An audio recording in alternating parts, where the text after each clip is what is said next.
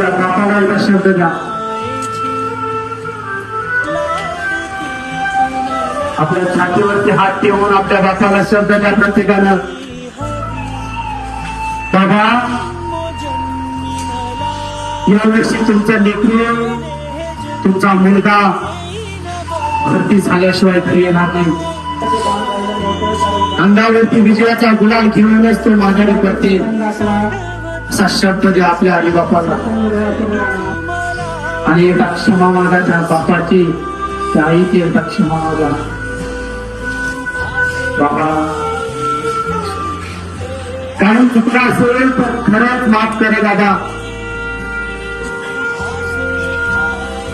यापुढे जो काही प्रामाणिक प्रयत्न करेल 100% करेल. कोणत्याही प्रकारचा टाइमपास होणार नाही याची काळजी घेईल आणि तुमचं स्वप्न पूर्ण करण्यासाठी दिवस आणि रात्र मी एक करेन.